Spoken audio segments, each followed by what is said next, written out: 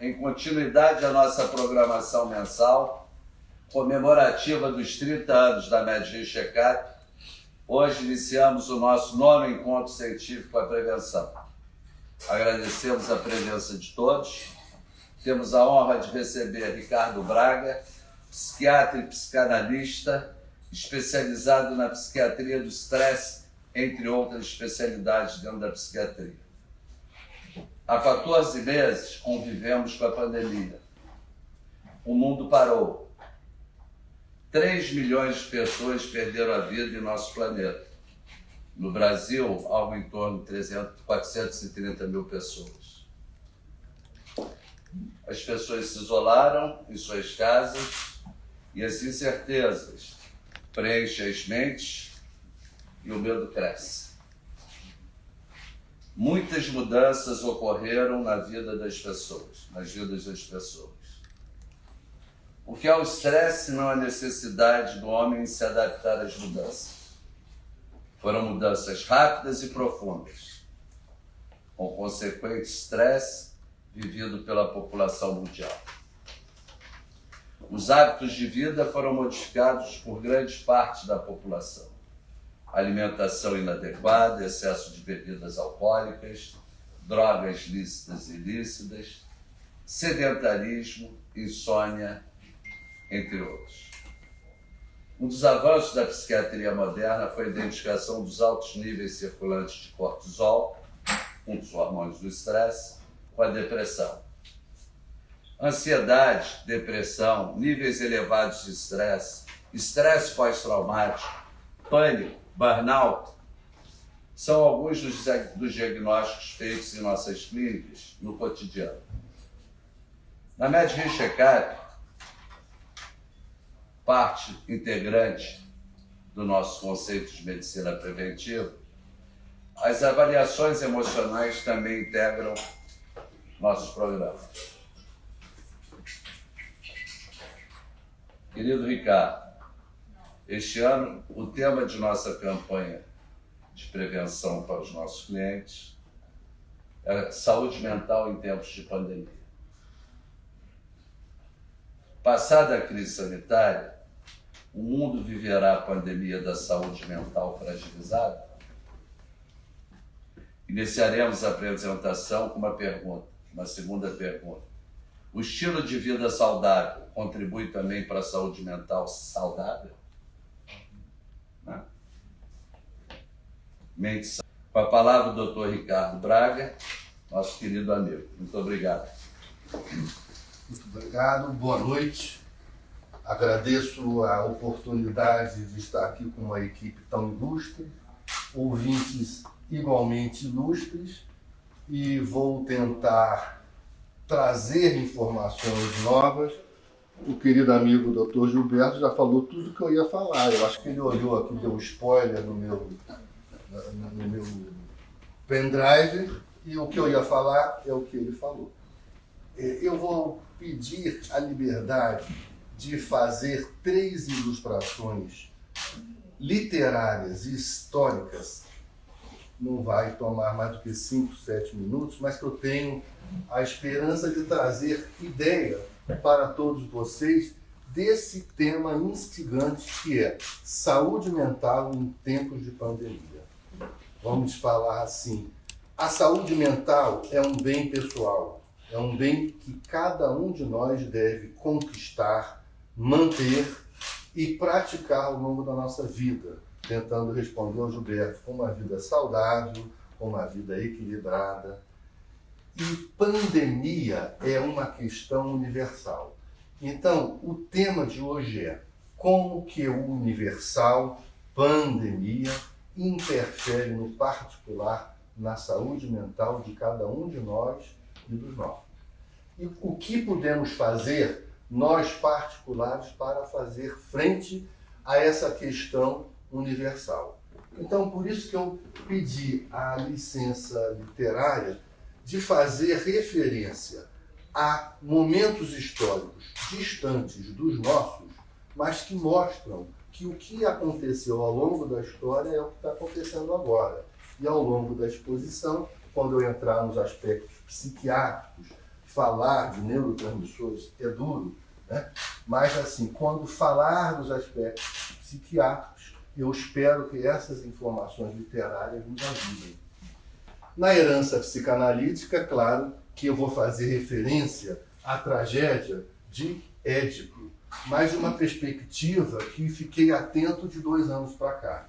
Não vou falar de complexo de Édipo, não iria fazer isso com vocês, que é muito repetitivo, mas eu vou falar da peste. Por quê?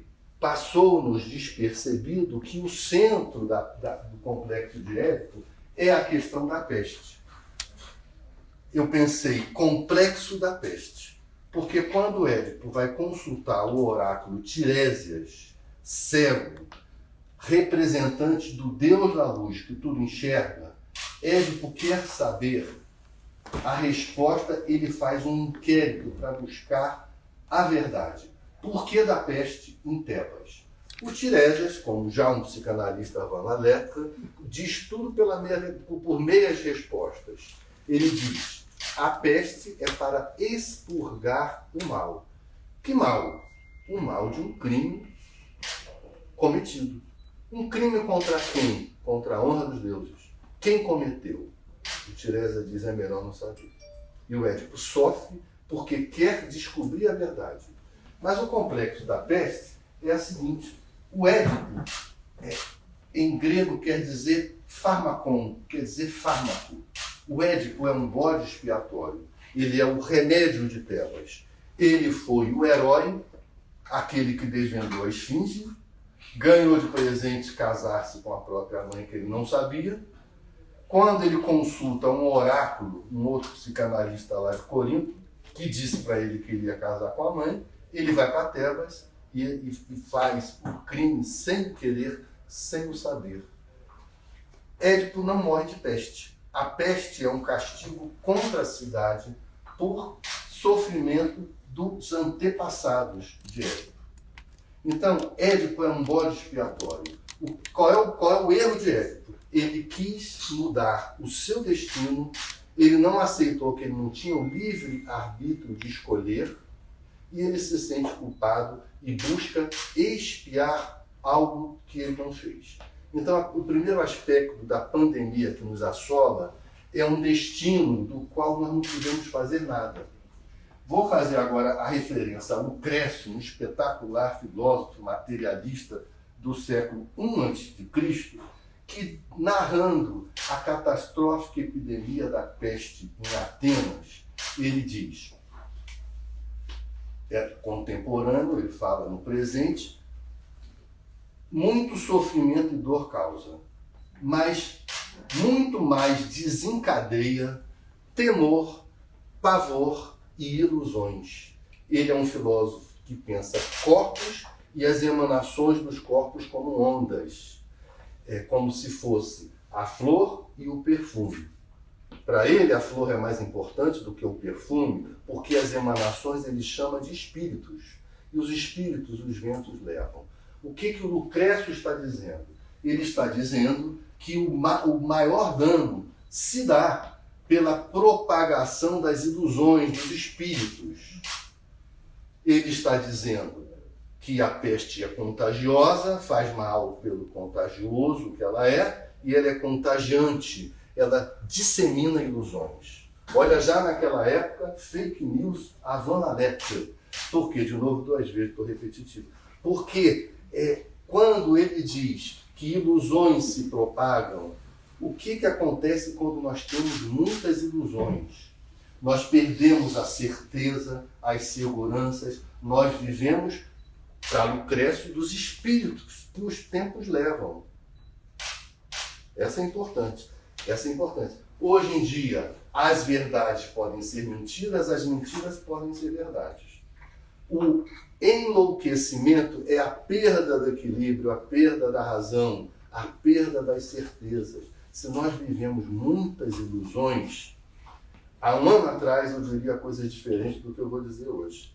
Então, nós estamos vivendo um mundo onde as verdades mudam, como os espíritos lucrecianos. Por fim, eu não marquei o tempo, eu não quero ficar mais do que 7 minutos nessa digressão, mas por fim, Albert Camus um prêmio da literatura, um marroquino naturalizado francês, que ganhou o prêmio Nobel pelo conjunto da sua obra, escreveu O Estrangeiro. Ele escreveu um livro espetacular, que eu recomendo, chama-se A Peste. Ele diz que uma cidade sitiada, em algum lugar, que não localiza qual é, não lembro, os habitantes estão aprisionados. Os visitantes, parentes e amigos que quiserem visitá-los, podem visitá-los, desde que concordem em não mais sair da cidade. O prefeito morre de peste, é substituído por um outro prefeito que ainda está bem, apesar de empesteado, ainda tem condições de controlar a cidade, tentar organizar, e ele proíbe a visita dos amigos e parentes. Porque os visitantes, amigos e parentes podem trazer naquela cidade a beleza, as lembranças do mundo do lado de fora, sem peste, e instigar os habitantes a furarem o bloqueio da cidade, dos muros da cidade. Bom, vilões se tornam heróis na cidade. Heróis se tornam vilões. O que vai acontecer, então?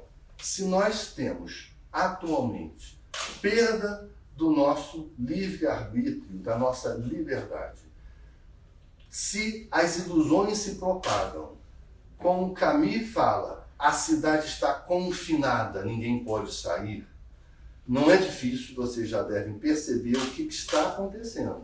Vamos imaginar ratinhos no laboratório, numa gaiola, sendo alimentados, recebendo sustos, estímulos, sem saber o que está acontecendo. Vamos fazer os exames farmacológicos nos ratinhos. O que nós vamos evidenciar dosando cortisol e tudo mais? Nós vamos evidenciar que os ratinhos estão vivendo um grande estresse. O somatório desses fatores universais no indivíduo produz um estresse. Nesse sentido, eu venho estudando, desde uns anos para cá, o que eu chamo da psiquiatria do estresse, que é mais ou menos assim. O mal não está do lado de dentro, apesar da tendência genética, nem na infância, apesar da educação. O grande mal está no encontro dos corpos. Ou seja, a cada vez que nos deparamos com um problema, com uma etapa da vida que nós precisamos resolver, se nós resolvermos, nós engrandecemos o nosso espírito. Se nós não resolvermos, nós padecemos do problema. A vida é a arte dos encontros, embora haja tantos desencontros pela vida. Vinícius tinha toda a razão, a meu ver, quando ele falou isso. E só para fazer uma definição de estresse, o estresse, ele é o desafio que o meio ambiente, através de um corpo real ou social, nos desafia a resolver o problema. Eu digo, existem bons estressores, bons estresses, como uma promoção no trabalho, o nascimento de um filho.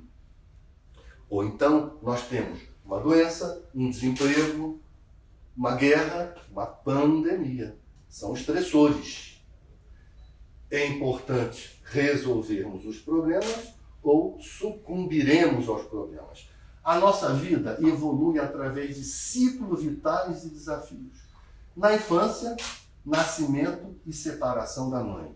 É um estresse, nascer já é um estresse, que tem que ser resolvido. Há quem faça 30 anos de análise para aceitar a separação da mãe e se tornar autônomo. Né? Pode fazer ainda mais, não tem problema. Na juventude, passar numa prova de matemática, numa descritiva, é um estresse. E ao longo da vida, o trabalho, o relacionamento amoroso, o divórcio, velhice, aposentadoria e os estresses sociais. Guerra, calamidades, pandemia. Faz parte da vida, do ciclo da vida, guerras, pandemias, como nós vimos desde a antiguidade do século V a.C. em Édipo. E em situações de grandes calamidades ou pandemia, existe a anomia, suicídio social descrito por Durkheim, momento onde os valores são confusos. As ilusões, como diz o Trécio, crescem, se propagam. O suicídio social é o desfazimento da integridade de uma sociedade. Claro que o risco de suicídio é muito maior quando não há uma solidariedade dos valores de uma coesão social. Ponto.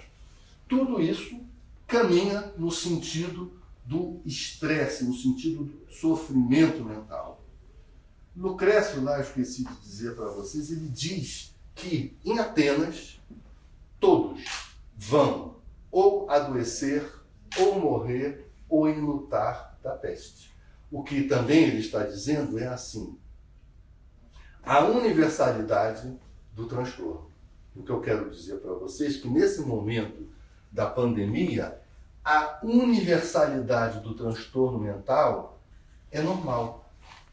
Se vocês encontrarem alguém normal nesse momento, sereno, me indique, mande me telefonar que eu vou tratar de prescrever um remédio forte para a pessoa cair na real.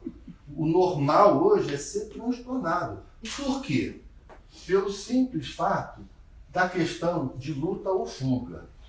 Diante de um estressor, como numa selva, diante de um animal feroz, nós temos uma reação primitiva de luta ou fuga e decisão.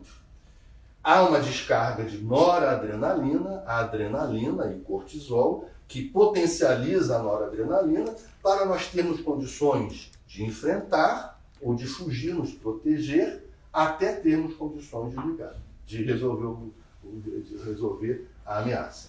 Muito bem. Como eu falei antes, ou nós somos agentes da solução do problema ou padecemos do problema. Ninguém pode ficar numa caverna o tempo todo. Quando é que causa sofrimento e adoecimento o estresse, a luta e fuga? Quando é que nós vamos sofrer mentalmente? Causa sofrimento físico ou psíquico na dependência da duração, na dependência da intensidade da ameaça e na resposta do indivíduo ao problema. Pandemia não tem uma solução simples. Duração é muito tempo. Intensidade é máxima. Mas quanto tempo dura uma hora? Quanto tempo dura uma hora no domingo à noite, vendo uma série, Vikings na Netflix, comendo amendoim, chocolate, depois pede a pizza com milkshake? Passa rápido, né? Então, quanto tempo dura uma hora no dentista, desculpe os dentistas, no tratamento de canal? Vai demorar uma hora para fazer o tratamento de canal. Depois de 10, 15 minutos a gente vira, muito vai acabar, né? Então, a intensidade é de cada um. A cada um cabe sentir que está durando muito, que é intenso ou não. De outra forma, vai causar doença, transtorno mental, se há uma ameaça à integridade física ou moral. Se há o sentimento de impotência, eu não posso resolver o problema, não tem jeito. E se há uma vivência de horror ou pavor. A pandemia, ela ameaça a integridade, ela não tem uma resposta que seja pessoal, né? Ela está durando para todas as subjetividades muito tempo. As ilusões são várias. Vai ter novas cepas, vai ter novas doenças, vai ter novo isso, novo aquilo. Muito bem. Então, ela nos traz um sofrimento intenso sob todos os pontos de vista, mantido. O estresse mantido mais do que o tempo normal vai causar adoecimento que se chama o transtorno do estresse agudo. A princípio, sintomas físicos, hipertensão, gastrointestinais, obesidade, sedentarismo, falta de motivação para se exercitar, problemas de pele, diabetes, todos os problemas de saúde são causados pelo estresse mantido, não vamos falar. Mas se o corpo padece, por que não a mente? E o que acontece com a mente diante do estresse mantido? Há a fase da resistência e a fase da exaustão, consequências da falta de adaptação, falta de resiliência. O transtorno de estresse crônico ou pós-traumático é depois de um tempo, como eu disse, pessoal de cada um. mas a pandemia, para todas as subjetividades, já ultrapassou todos os tempos de resistência ao estresse. O que acaba acontecendo é que sofre-se das hiperexcitabilidades. Transtorno traumático, transtorno de estresse e estresse pós-traumático são semelhantes nos sinais e sintomas, com a diferença que no pós-traumático continua-se vivendo o susto do inesperado, mesmo na ausência do susto inicial. Então o estressor continua. Ainda hoje as pessoas vacinadas, as pessoas que estão se reverbera, continuam dizendo, mas eu estou vacinado, mas e a outra cepa? E essa vacina que eu tomei não é a AstraZeneca, é a Covax, então só defende 50%. O estresse pós-traumático, o susto, as ilusões continuam e continuarão. Como eu disse, é normal ser transtornado. Eu não vou fazer nenhum alarme, vão todos ficar bem, vai passar a pandemia, o estresse vai passar, mas é preciso se acalmar e seguir as recomendações que eu vou passar a vocês. Quais são as hiperexcitabilidades? Principais sinais decorrentes da descarga da adrenalina e da noradrenalina suscitam um espectro de comportamento. Vocês vão perceber facilmente, vão compreender o que acontece. O primeiro momento é de confusão, desorientação, negação, pessimismo, otimismo e heroísmo. Os médicos, os enfermeiros, assistentes sociais, profissionais da área de saúde, da área de segurança, corpo de bombeiros, são heróis. Negar o problema é necessário. Nós temos que negar os problemas, não podemos pensar o dia inteiro no Covid. Não podemos pensar de manhã, à tarde, à noite, que um dia vamos morrer, se vamos. Então, nós temos uma tendência a negar as dificuldades para sobreviver. Esse espectro, ele precisa ser flexível, porque se ficar num momento só, não vai dar bom resultado. E as hiperexcitabilidades são aquelas que eu vou descrever. O medo, ansiedade, raiva, impulsividade, dificuldade de atenção e dificuldade de sono. Se eu não esqueci, está lá no quadro. Curioso, na selva, diante de um animal feroz, eu preciso, andando na selva, ter medo para ter cuidado. Eu preciso, se me deparar com o animal, ter raiva se eu for lutar. Eu preciso ter ansiedade para sair da selva e não ficar lá achando que eu vou ficar numa boa. Esses sintomas todos numa selva, eles são esperados. Hipervigilância, tem que estar atento a todo o movimento, ao respirar, né, do passarinho, ou de um pássaro, porque se for Alonso o tigre, eu tenho que tomar uma decisão. Ninguém vai ler na selva a terceira margem do rio de Guimarães Rosa. O pescador saiu de uma margem, não chegou na outra, chegou na terceira margem do rio. Será que ele está onde? Você não vai ter condições de focar a leitura de um livro desse. Porque você está com a atenção voltada na periferia e não focada. Simples assim. Então, essas reações na selva, no perigo real, podemos dizer assim, são razoáveis. Mas mantido no tempo, numa cidade, numa pandemia, eles se tornam transtornos mentais.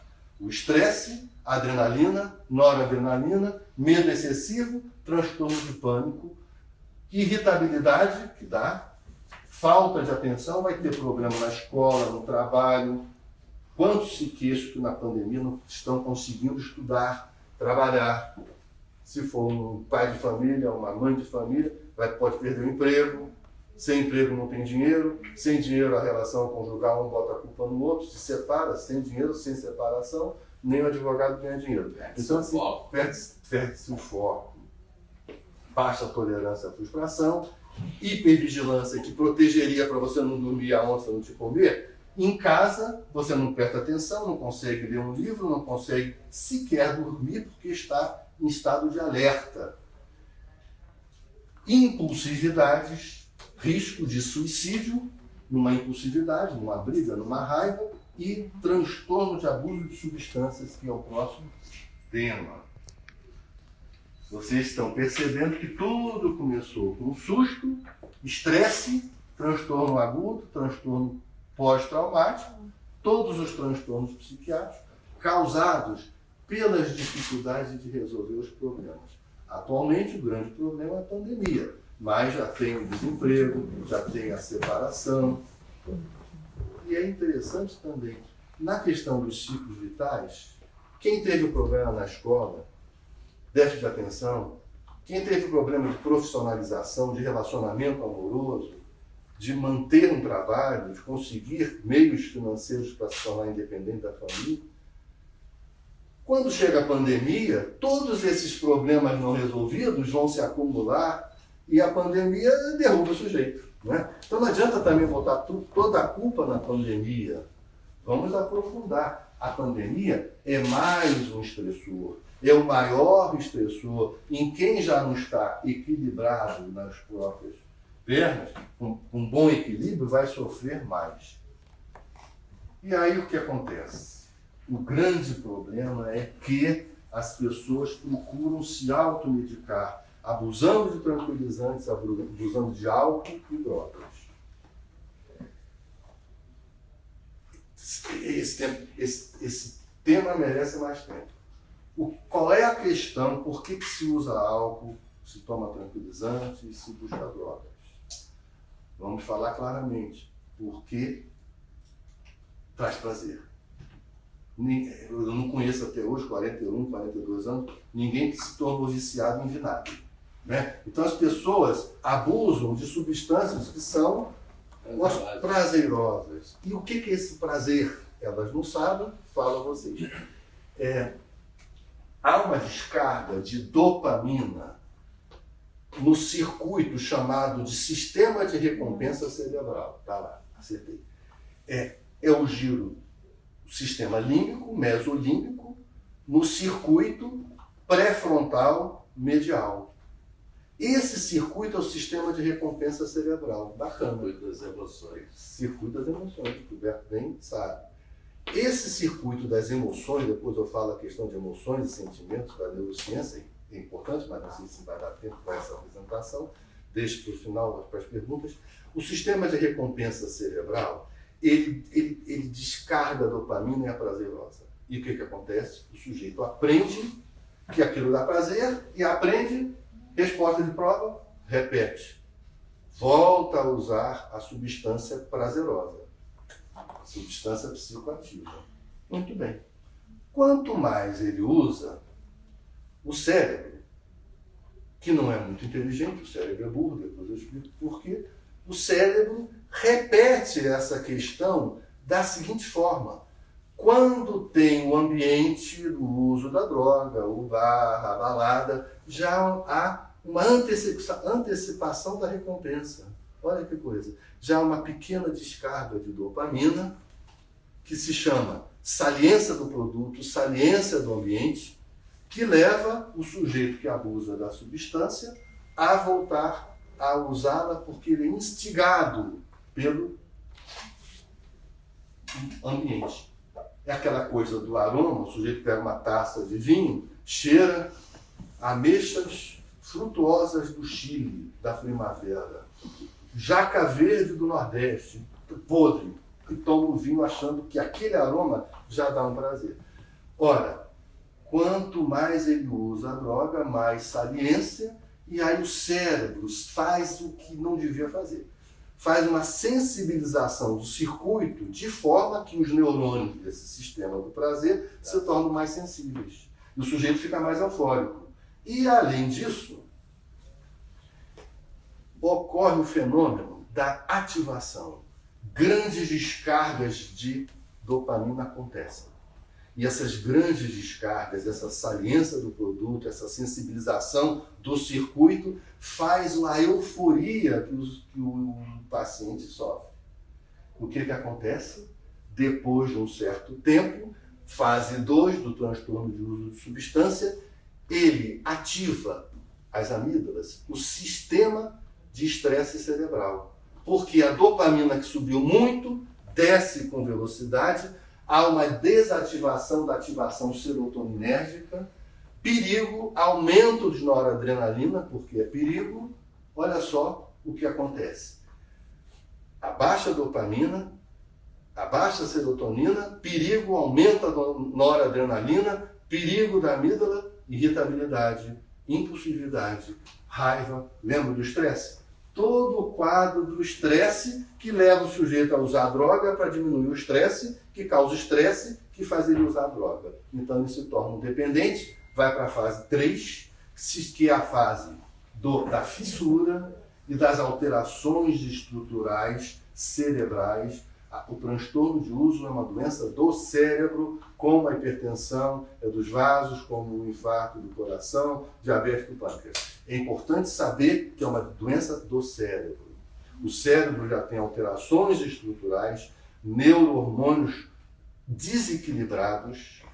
O centro da cognição de conseguir resistir à saliência do produto e às tentações já está comprometido, e aí o paciente se torna um transtorno de uso de substâncias crônico e grave.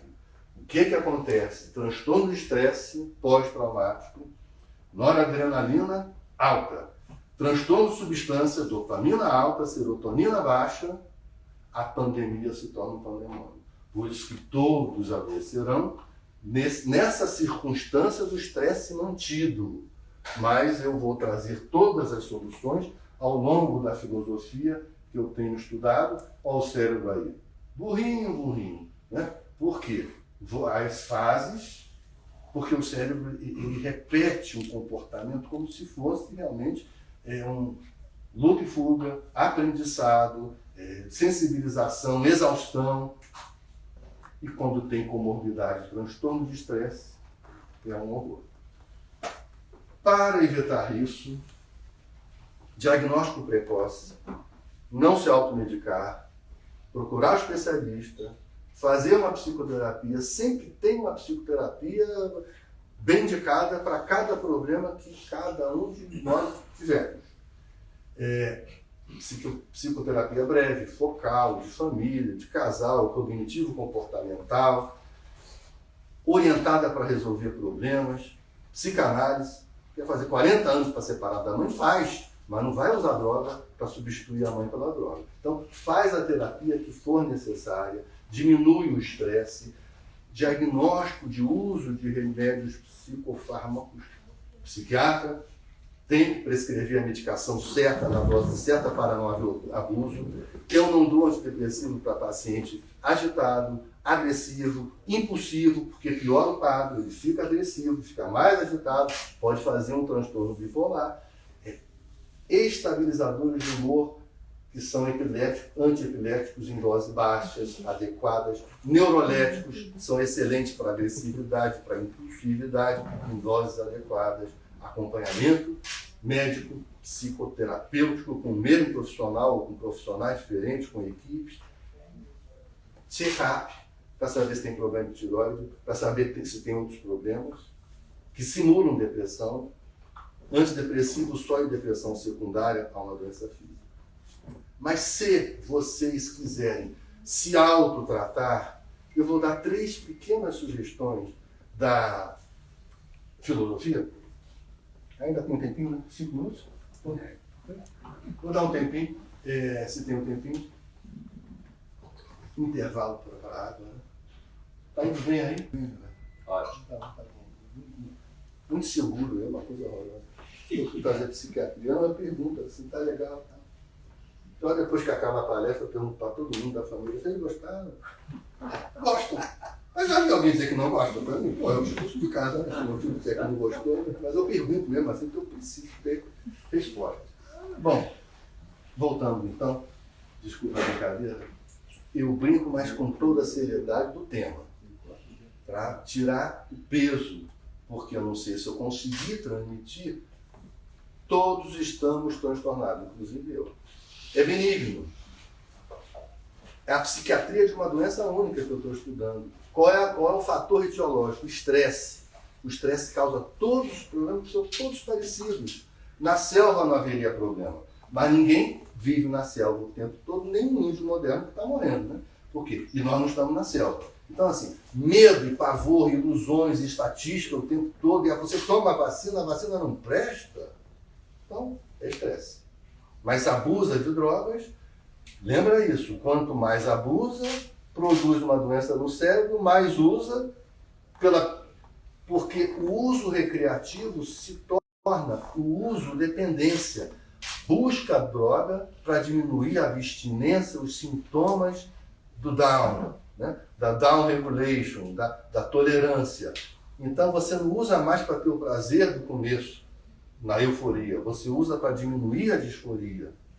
Com estresse e abuso de drogas, desemprego, divórcio, não vai dar boa coisa.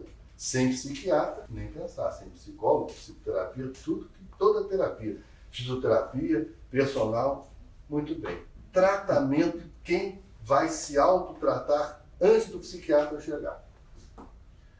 A virtude está no meio.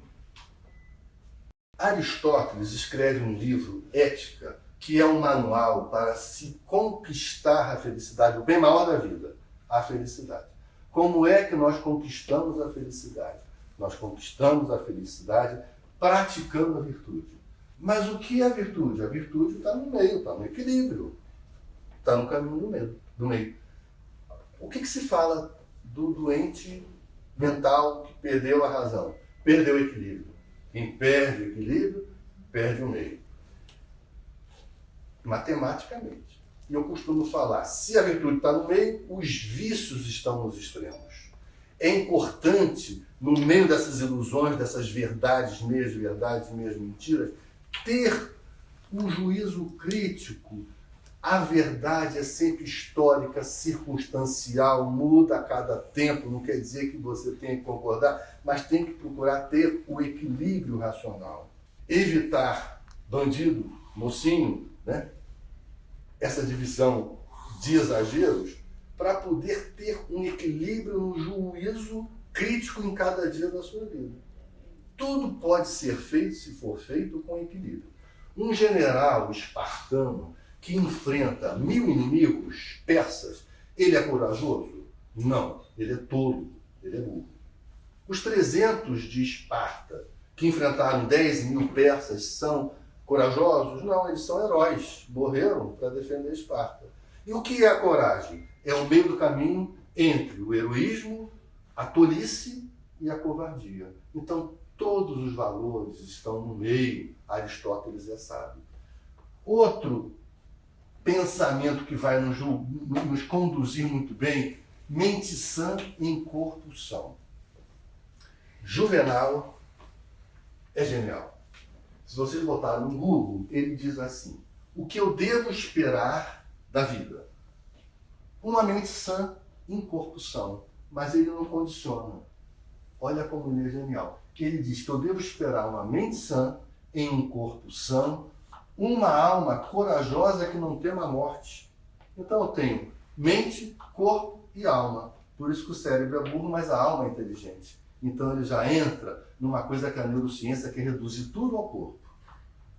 A psicanálise, tudo à mente. Mas o Juvenal genial, ele já lança a mão de 3 coisas. Porque se eu tenho uma mente sã, um corpo, eu ainda quero uma alma corajosa.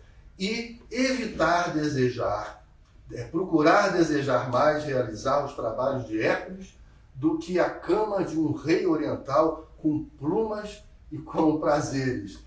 Porque se você quiser da vida isso, vai suar para conseguir. Então, se você se satisfizer em trabalhar muito, pode ser que você se deite numa cama de rei oriental que você próprio possa ter conseguido construir com seus próprios esforços.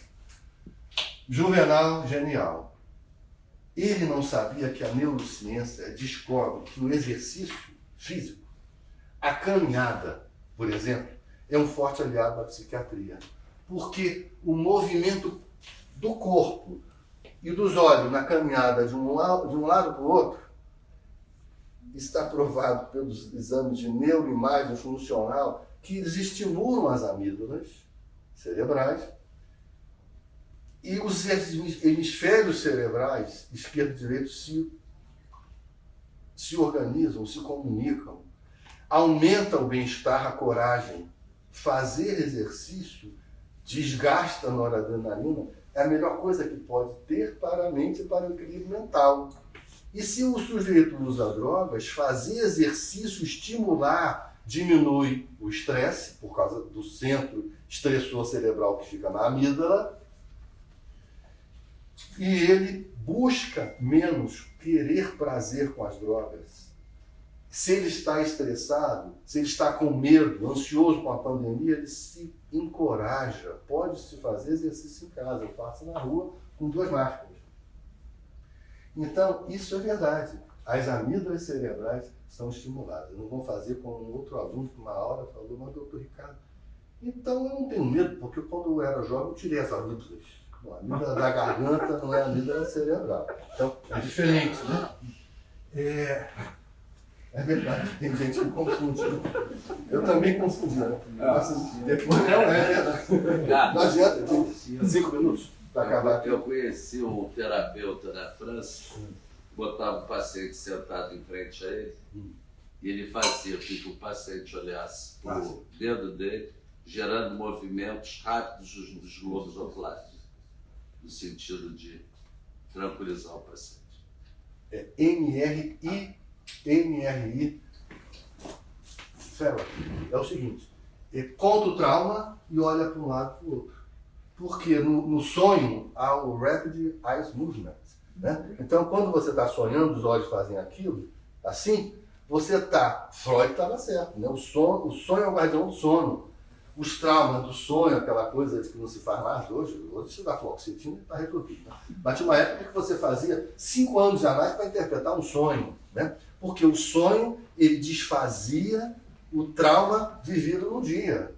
Então, o Rapid Eye Movement, ele faz você sonhar, estimula a amígdala, e aí você se tranquiliza e continua dormindo. Se não acordaria no meio do sono, como criança, assustado, né?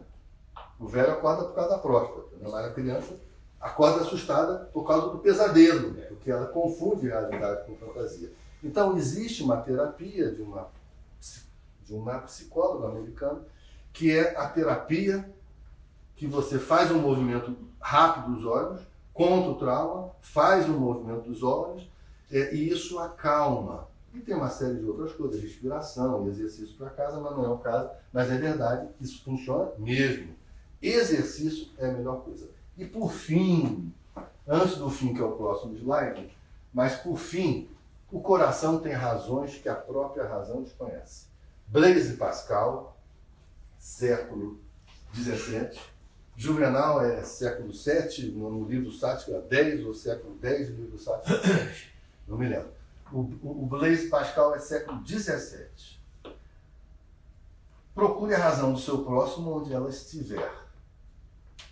Se você, numa discussão com um sócio, sócia, parceiro, uma parceria de vida, marido, mulher, filhos, se você sabe que tem a razão, se você for conversar comigo, eu vou concordar com você, vou dizer que você tem toda a razão.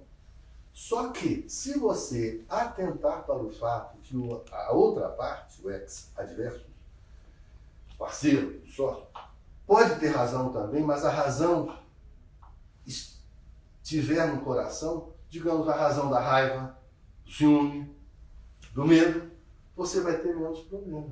Porque nem sempre a razão está na cabeça, está no coração.